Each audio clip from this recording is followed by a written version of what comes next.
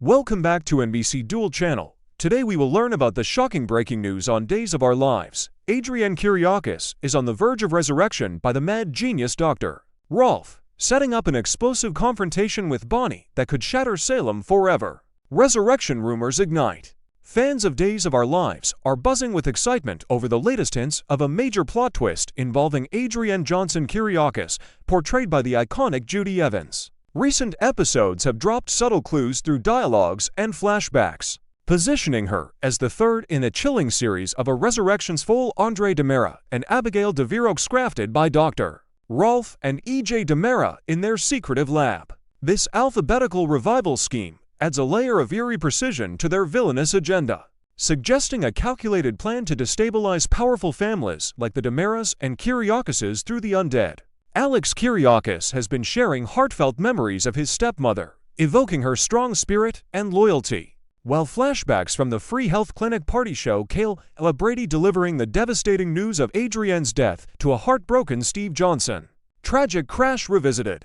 Adrienne's demise stemmed from a horrific head-on collision years ago, a tragedy orchestrated by the ruthless Orpheus and his son Evan, who tampered with the vehicle to sow chaos in Salem. She had been rushing Sarah Horton to the hospital during labor, showcasing her selflessness as a Kiriakis matriarch and devoted family member. The crash claimed not only Adrienne's life from catastrophic injuries, but also Sarah's newborn daughter Mackenzie, amplifying the heartbreak across generations. Orpheus framed Maggie Horton Kiriakis for drunk driving, landing her in prison and deepening the Kiriakis family's wounds. A deception that exposed the fragility of trust amid Salem's criminal underbelly. New speculative details emerge. Perhaps Rolf preserved Adrienne's body in cryogenic suspension right after the accident, using advanced serums tested on prior victims like Stefano DiMera. Bonnie's shadowy role. Enter Bonnie Lockhart, the brash lookalike played by the same Judy Evans, whose recent odd behaviors fuel theories that she's no ordinary con artist, but a Rolf-engineered duplicate of Adrienne. Viewers speculate Bonnie's trashy persona hides implanted microchips from Orpheus, brainwashing her into undermining the Kiriakises from within, stealing identities, sowing discord, and guarding resurrection secrets. This invented twist paints Bonnie as an unwilling pawn, her flirtatious antics with Steve Johnson masking suppressed memories of her true self, ready to erupt in a face-to-face clash when Adrienne awakens. The confrontation looms large. Imagine Bonnie's panic as the real Adrienne demands answers about stolen years, family betrayals, and manipulated alliances, potentially unmasking layers of DiMera control. Kiriakis family implosion.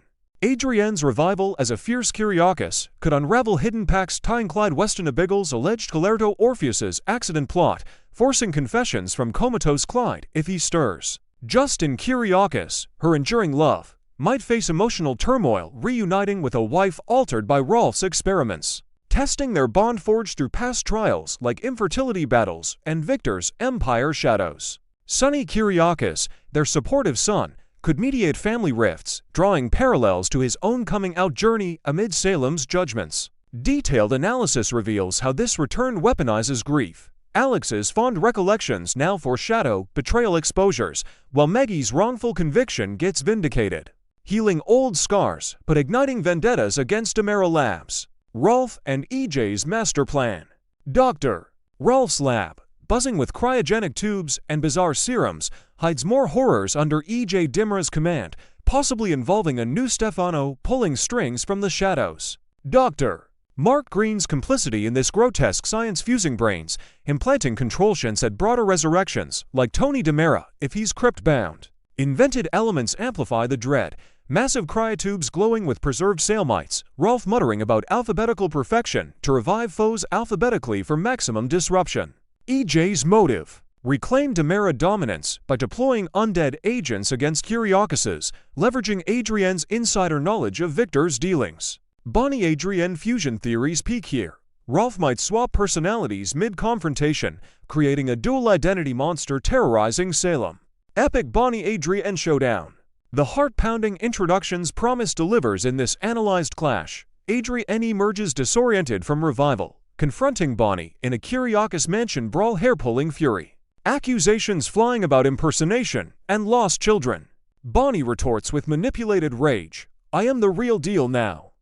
But glitches reveal Rolf's chips, leading to a desperate alliance against their creators. Steve and Kayla witness the melee, piecing together Orpheus's long game, while Sarah grieves Mackenzie anew.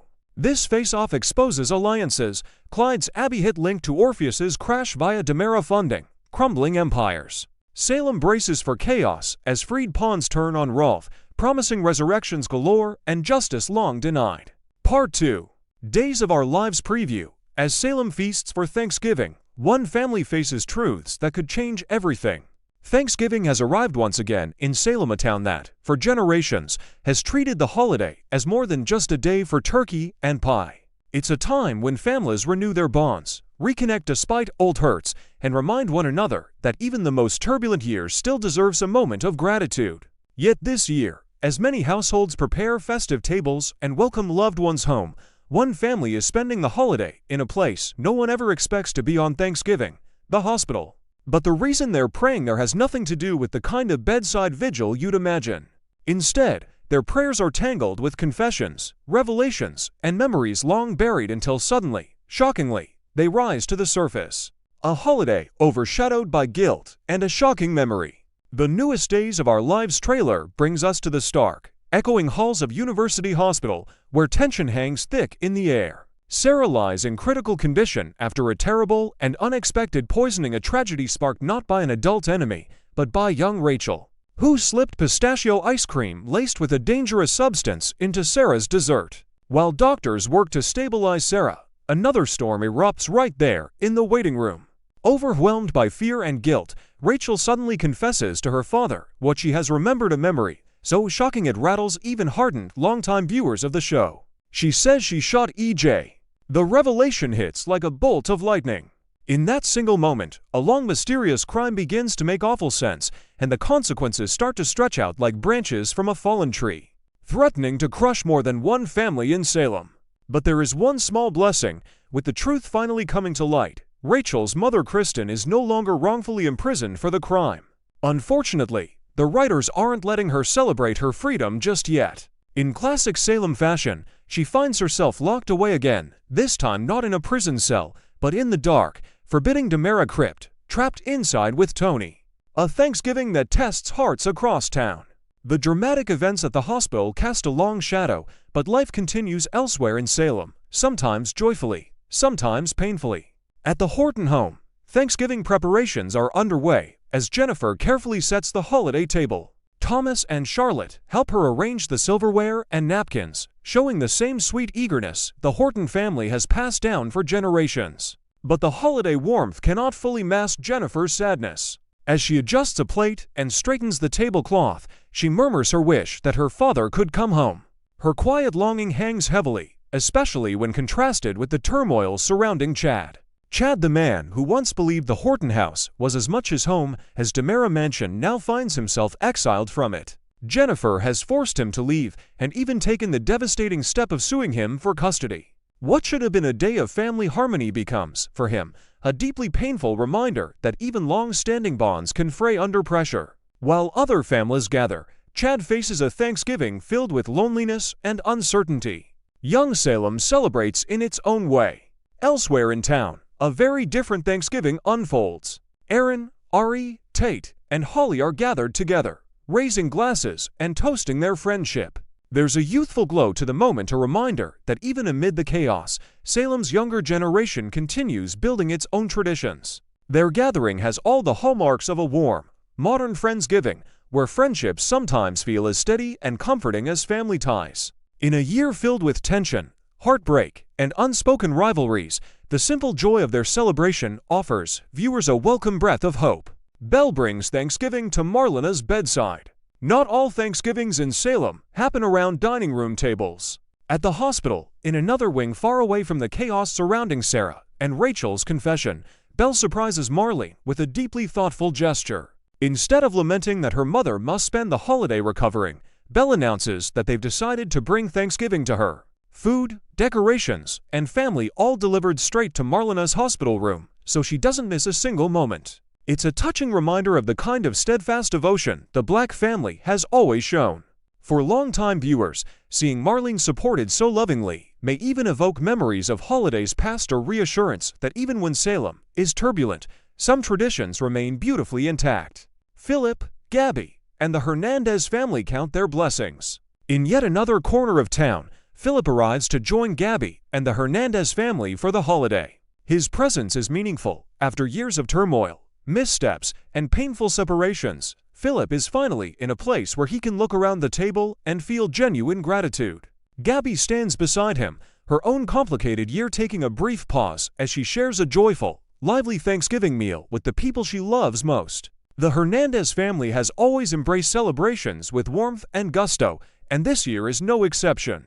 The Braddys gather at the pub for a classic celebration. Finally, the Brady pub once again becomes a beacon of community as the Brady clan holds its annual Thanksgiving party. The atmosphere is familiar and steady, the wooden bar polished, laughter echoing across the room, and the smell of warm holiday dishes drifting through the air. For many fans, the Braddys celebrations are the soul of Thanksgiving in Salem.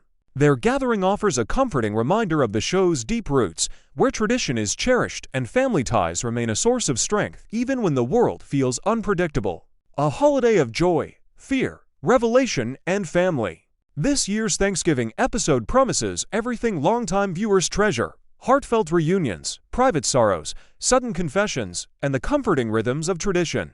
As Salem celebrates, as families gather, and as tables fill with food and warm conversation, one family faces a different kind of Thanksgiving, one filled not with turkey and stuffing, but with truth, fear, and the hope of forgiveness. Whether in a home, a pub, or a hospital room, Salem's families remind us that the holiday is ultimately about holding tight to one another even when the world, or one's own memories, threaten to pull everything apart. And as for the fallout from Rachel's confession, Salem will undoubtedly feel the repercussions long after the Thanksgiving leftovers are gone.